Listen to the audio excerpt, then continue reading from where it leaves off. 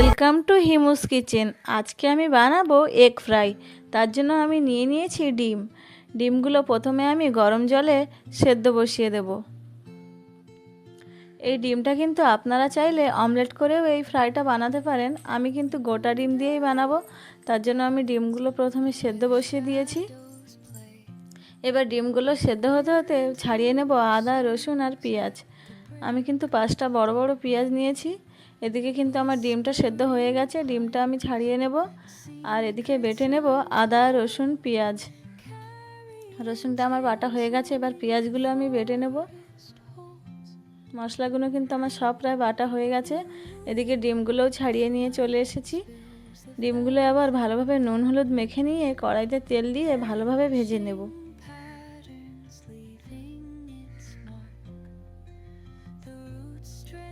ডিমটা ভাজা হতে হতে আমি বাকি মশলাগুলোও কিন্তু বাটছি।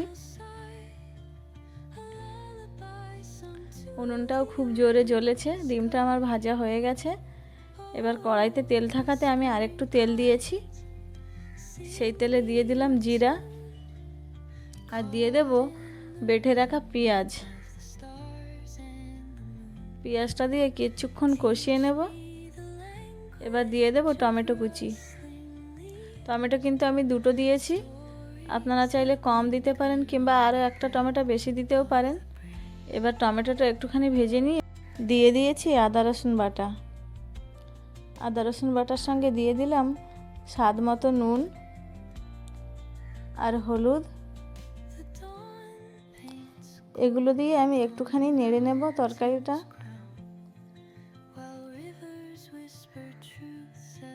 এবার দিয়ে দেব 2 চামচ লঙ্কার গুঁড়ো।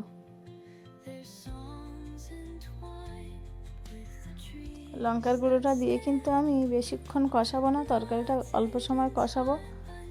এবার দিয়ে দিয়েছি 2টি তেজপাতা।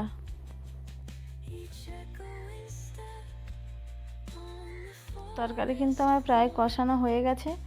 এবার আমি দিয়ে দেব জল।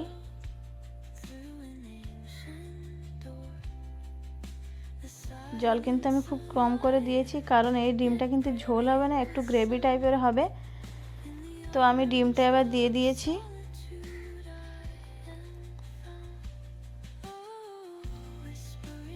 ঝোলটা কিন্তু একদম কমে এসেছে।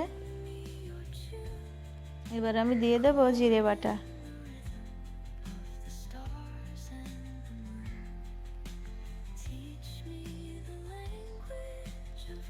জিরে বাটাটা দিয়ে কিন্তু আমি 2 মিনিট পরে তরকারিটা নাড়ব।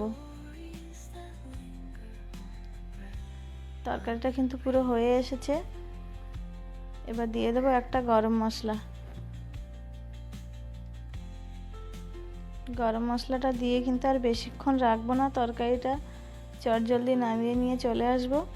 এই রেসিপিটা কিন্তু একদম খুব একটা ভালো রেসিপি। ডিম কিন্তু আমরা আলু দিয়ে ঝোল খাই অথবা ভাজা খাই, কিন্তু এইভাবে একবার ডিমের ফ্রাই বানিয়ে অবশ্যই খেয়ে দেখবেন। এতে কিন্তু বেশি মশলা আমি দিইনি, শুধু একটু বেশি করে পেঁয়াজ বাটা দিয়েছি।